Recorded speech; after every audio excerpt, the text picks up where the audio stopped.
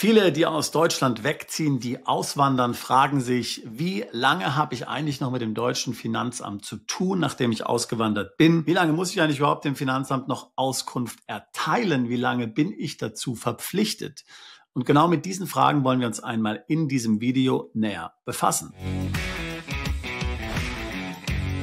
Keine Frage, sehr viele Mandanten von uns, die auswandern, haben als Hauptmotivation, dem deutschen Steuersystem zu entkommen. Sie wollen die hohen deutschen Steuern nicht mehr bezahlen. Aber es geht nicht mal nur um die hohen Steuern, sondern es geht auch darum, wie kompliziert, wie zeitaufwendig, wie frustrierend eigentlich der Umgang mit dem Finanzamt ist. Man denke nur an Dinge wie zum Beispiel Betriebsprüfungen, Steuerprüfungen. Das kann alles sehr nervenaufreibend und auch kostenintensiv sein. Man muss gegebenenfalls Steuerberater und Rechtsanwälte arrangieren, nur um hier seine Position dem Finanzamt gegenüber klar machen zu können, sich vertreten zu lassen, obwohl man eigentlich überhaupt nichts falsch gemacht hat. Also daher eine wichtige Motivation für viele Mandanten, diesem ganzen System zu entkommen und mit dem deutschen Finanzamt schlicht gar nichts mehr zu tun haben müssen. Und vielfach sieht man es ja hier auf YouTube, da gibt es viele Videos, wo versprochen wird, einfach abhauen, einfach weg und nach mir die Sintflut. Da muss man dann nichts mehr beachten, alles ist so schön einfach. Zieh einfach nach Dubai um, werde digital Nomade und du musst nie wieder Steuern bezahlen und du musst dich mit dem ganzen Finanzamt nicht mehr abgeben. Aber ist das wirklich wahr? Ich habe das Gefühl, dass es dazu vielfach Missverständnisse und falsche Informationen gibt. Aber schauen wir uns zunächst mal die gesetzliche Grundlage an, auf welcher das Finanzamt von dir verlangen kann, dass du ihm hier Auskünfte erteilst. Hier gibt es nämlich den Paragraph 90 der Abgabenordnung. Und wenn du schon mal Briefe vom Finanzamt angeschaut hast, dann findest du dort oftmals den Vermerk, der sich genau auf diese Vorschrift bezieht, dass du also hier im Rahmen dieses Paragraphen 90 der Abgabenordnung zur sogenannten Mitwirkung verpflichtet bist. Schauen wir uns doch den Paragraphen einmal ganz schnell gemeinsam an. So, hier kannst du den Text sehen. Hier ist die Abgabenordnung, Paragraph 90, Mitwirkungspflichten der Beteiligten. Die Beteiligten sind zur Mitwirkung bei der Ermittlung des Sachverhaltes verpflichtet. Sie kommen der Mitwirkungspflicht insbesondere dadurch nach, dass sie die für die Besteuerung erheblichen Tatsachen vollständig und wahrheitsgemäß offenlegen und die ihnen bekannten Beweismittel angeben. Der Umfang dieser Pflichten richtet sich nach den Umständen des Einzelfalles und so weiter und so fort. Mehr müssen wir hier nicht ins Detail gehen. Also, hier bist du je nach den Umständen des Einzelfalles, je nach deinen individuellen Umständen, wir kommen gleich noch darauf zu sprechen, zur Mitwirkung verpflichtet, wenn das Finanzamt hier Informationen bei dir braucht, um zum Beispiel einen Steuerbescheid anzufertigen oder aber auch um eine Betriebsprüfung hier erfolgreich zu Ende zu bringen.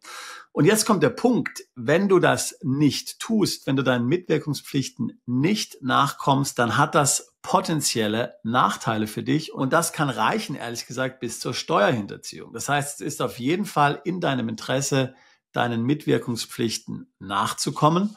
Aber die entscheidende Frage ist eben, wie lange muss ich diesen Pflichten noch nachkommen? Wie lange werde ich nach meiner Auswanderung noch mit dem Finanzamt zu tun haben? Schauen wir uns das einmal ganz konkret an. Wir haben jetzt Mai 2025, mal angenommen, du wanderst jetzt heute im Mai 2025 aus Deutschland aus. Dann ist deine Steuererklärung für 2025 spätestens bis Februar 2027 beim Finanzamt einzureichen, wenn du mit einem Steuerberater arbeitest. Nehmen wir einmal an, es gibt ein paar Verzögerungen, es gibt ein paar Fragen, es gibt ein paar Fristverlängerungen. Dann dauert es locker 2 bis 2,5 Jahre vom jetzigen Zeitpunkt an gerechnet, bis tatsächlich deine Steuererklärung beim Finanzamt ist, das Finanzamt hier sie geprüft hat und dann einen Steuerbescheid ausstellt. Alles, was jetzt in diesen 2,5 Jahren passiert, bis du dann tatsächlich hier den Steuerbescheid in der Hand hältst, möglicherweise den letzten Steuerbescheid, kann für das Finanzamt relevant sein. Und es ist davon auszugehen, dass das Finanzamt hier Fragen stellt. Es geht nicht mal darum, dass hier irgendwelche Fangfragen gestellt werden oder dass du jetzt hier untersucht wirst wegen Steuerhinterziehung.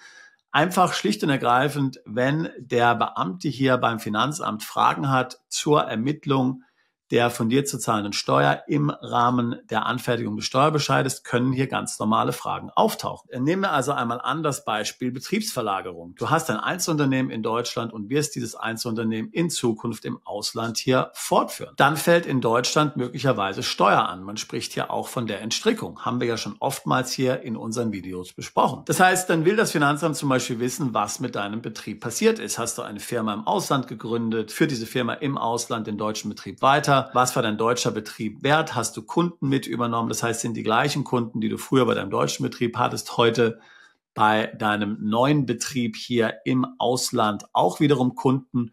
Wie viel Umsatz macht dein neuer Betrieb? Wie viel Gewinn wirft dein neuer Betrieb ab? Denn hier muss ja dann eine entsprechende Bewertung gemacht werden. Wenn du jetzt hier in deiner Steuererklärung nicht besonders genau warst und vielleicht hier die Bewertung des Betriebes nicht hoch genug angesetzt hast oder du einfach überhaupt die Sache komplett übergangen hast, dann hast du hier möglicherweise dann ein Problem. Ich meine nicht ein Problem in puncto Steuerhinterziehung, aber dass dich hier möglicherweise eine noch zusätzlich zu bezahlende Steuer dann eiskalt erwischt. Dann gibt es ja noch so Themen wie die erweitert beschränkte Steuerpflicht. Du kennst vielleicht die Anlage WAEST, wir haben sie hier schon mehrfach besprochen. Dort musst du ja angeben, ob du in ein Niedrigsteuerland umgezogen bist oder nicht. Mal angenommen, du verlässt Deutschland jetzt und gehst in ein Niedrigsteuerland und machst die entsprechenden Angaben in dem Formular, dann hat natürlich das Finanzamt Recht zu fragen, in welches Land bist du umgezogen. Und heute zum Zeitpunkt der Einreichung der Steuererklärung wohnst du immer noch in diesem Niedrigsteuerland. In welchem Niedrigsteuerland wohnst du denn? Welche Einkünfte hast du denn? Gibt es hier möglicherweise noch Konsequenzen steuerlicher Art in Deutschland zu beachten?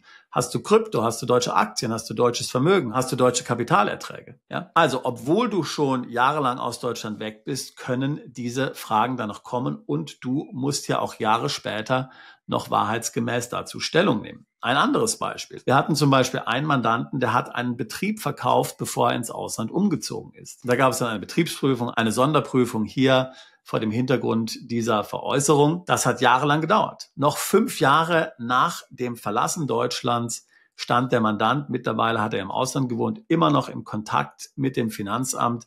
Da war noch immer nicht die letzte Steuererklärung hier endgültig beschlossen. Er hatte immer noch keinen Bescheid bekommen. Und da muss er dann möglicherweise auch Angaben machen zu all dem, was in den 5 Jahren passiert ist, seitdem er weg ist. Wir haben einen anderen Mandanten, der dummerweise ein Haus in Deutschland behalten hat, was er nicht vermietet hat, was er dann als Ferienimmobilie genutzt hat, 2-mal im Jahr, einmal im Sommer, einmal im Winter. Sein Steuerberater sagte ihm, das sei okay. Nach 18 Jahre nach dem Wegzug, hat das Finanzamt sich bei ihm gemeldet und hat gesagt, wir gehen davon aus, dass Sie in den letzten 18 Jahren einen Wohnsitz in Deutschland hatten. Das hat dramatische Konsequenzen. Das heißt, du bist dann hier unbeschränkt steuerpflichtig in Deutschland. Der Mandant hat in Asien gewohnt, hat Unternehmen verkauft, hat in seine Familie übertragen. Also das hat enorme Konsequenzen. Sicherlich gibt es hier dann in gewisser Weise Verjährung zu beachten, ganz klar. Aber dennoch sind hier diese Konsequenzen enorm. Das heißt, auch hier nach 18 Jahren noch, getriggert wahrscheinlich durch einen Sachbearbeiterwechsel, ist dann hier diese Anfrage an den Mandanten herangetragen worden. Nehmen wir ein anderes Beispiel. Ein anderer Mandant lebte schon seit 6 oder 7 Jahren im Ausland. Er war nach Dubai umgezogen. Kurz nach seiner Auswanderung hatte ihm sein Vater einen größeren Geldbetrag geschenkt. Es ging um 1 Million Euro. Der Mandant hat hier keine Meldung gemacht hinsichtlich Schenkungssteuer, denn er dachte, er wohnt in Dubai. Er muss hier keine Meldung mehr in Deutschland machen. Nach 7 Jahren ist der Vater dann verstorben. Der Mandant hat eine Immobilie in Deutschland geerbt. Wenn man in Deutschland erbt und im Ausland wohnt, muss man ja bekanntlich eine steuerliche Unbedenklichkeitsbescheinigung einreichen. Der Steuerberater hat diese vorbereitet und natürlich auch hier die Steuererklärung zur Erbschaftssteuer. Der Steuerberater wusste von dieser Schenkung, musste dann auch irgendwo die Schenkung angeben. Dann hat sich das Finanzamt gemeldet und hat gesagt, wir wissen von dieser Schenkung nichts. Offensichtlich hat der Vater die Schenkung damals nicht angegeben. Der Vater dachte vermutlich auch, naja, ich bin ja hier nicht für die Schenkungssteuer verantwortlich, das muss der Sohn machen, der Sohn wohnt in Dubai. So, das ist jetzt nicht etwa verjährt, denn die Verjährung beginnt dann bei der Schenkungssteuer, wenn das Finanzamt davon erfährt. Ja, das heißt, wir haben jetzt hier 1 Million Euro, die vor 7 Jahren verschenkt worden sind. Das ist weit über dem Schenkungssteuerfreibetrag. Der Mandant selbst hätte eine Meldung machen müssen, denn er wäre beim Umzug nach Dubai noch 10 Jahre hier von der deutschen Schenkungssteuer betroffen und muss entsprechende Schenkungen in Deutschland melden. Hat er nicht gemacht. Das heißt, er sieht sich jetzt hier mit dem Vorwurf der Steuerhinterziehung konfrontiert. Und das sind ja große Beträge. Ja, wir sprechen ja von 1 Million Euro, die er hier unterschlagen hat letztlich, die er nicht gemeldet hat. 400.000 sind der Freibetrag mit Zinsen und Zinseszinsen, ist der Betrag, den er jetzt hier für die Schenkungssteuer schuldet, sicherlich ganz enorm. Ja, also damit lässt sich hier nicht spaßen mit solchen Sachen. Also auch hier siehst du, Jahre später, nach dem Wegzug, gibt es hier immer noch Berührungspunkte mit dem Finanzamt. Und in all diesen Fällen gilt nach wie vor der Paragraph 90 der Abgabenordnung. Das heißt, du kannst nicht einfach sagen, hier, ich antworte nicht, ich habe keine Lust mehr drauf, ich bin schon so lange aus Deutschland weg. Der deutsche Staat hat letztlich Zugriff auf dich, möglicherweise bis zu 10 Jahre nach deinem Wegzug auf Deutschland. Und wenn du noch Vermögen in Deutschland hast, wie zum Beispiel Immobilien, auch noch sehr viel länger. Das heißt, willst du vermeiden, dass du mit dem deutschen Finanzamt zu tun hast, dann würde ich dir raten, so früh wie möglich in deinem Leben natürlich auszuwandern. Das wird dir jetzt nichts bringen, wenn du schon Mitte 50 bist, ja. Aber wenn du es kannst, dann macht es natürlich Sinn, so früh wie möglich auszuwandern. Ich selbst habe Deutschland vor 25 Jahren verlassen. Ich war damals arm wie eine Kirchenmaus. Also, ich war einfacher Angestellter. Ich hatte keinerlei Vermögen, keine Immobilien, keine Firmenbeteiligung. Da war das Ganze dann relativ einfach. Ich habe nach der letzten Steuererklärung als Angestellter nie wieder irgendwas zum deutschen Finanzamt gehört. Ja, das ist natürlich der ideale Zustand. Bei vielen, die jetzt hier zuschauen, wird das natürlich in der Art so nicht möglich sein, weil sie vermögend sind, weil sie Beteiligung haben, etc. pp. Das heißt also, es wird Dinge geben, die man nicht vermeiden kann. Okay, gut, wie vorhin das Beispiel bei der Betriebsveräußerung, dass da eine Prüfung kommt, da muss man halt einfach durch. Man muss die letzte Steuererklärung einreichen, da muss man auch durch. Aber grundsätzlich gilt natürlich, wenn du in Zukunft mit dem Finanzamt nichts zu tun haben willst oder so wenig wie möglich mit dem Finanzamt zu tun haben willst, dann darf es so wenig wie möglich Berührungspunkte in Deutschland geben. Keine deutschen Immobilien, keine Beteiligung an deutschen Unternehmen, keine Erbschaft in Deutschland, keine Schenkung aus Deutschland etc. pp. Das ist ja zum Beispiel einer der Gründe, warum viele Mandanten eine Stiftung in Liechtenstein gründen. Dann wird einmal die Stiftung in Liechtenstein gegründet, das Vermögen wird dahin übertragen und dann ist fertig mit Deutschland. Dann haben die natürlichen Personen im Grunde kein Vermögen mehr in Deutschland, sondern ist alles bei der Stiftung und die natürlichen Personen partizipieren von der Stiftung. Aber die Stiftung ist natürlich auch mit Aufwand verbunden. Das heißt, das ist nicht immer der geeignete Weg. Also als Tipp, wie gesagt, so wenig Berührungspunkte wie möglich in Deutschland zu haben, ist sicherlich sinnvoll und dann als weiteres hier unbedingt alles korrekt machen, wenn es um den Wegzug geht. Lass dich hier von deinem Steuerberater beraten oder von deinem Anwalt. Lass dich hier dabei begleiten. Sorge dafür, dass du hier nichts vergisst, dass du alles erklärst, dass du weißt, welche Gesetze hier gelten, dass du hier nicht in die gleiche Falle tappst wie die Mandanten, von denen ich vorhin berichtet habe, die nicht wussten, dass es hier Schenkungssteuer zu erklären gibt. Also unterschätze die Komplexität nicht, sondern lass dich beraten. Das ist im Grunde genommen die Quintessenz. Und vor allen Dingen gib dich nicht falschen Hoffnungen hin. Wenn du auswanderst, dann ist es realistisch, dass du noch Jahre mit dem Finanzamt zu tun hast.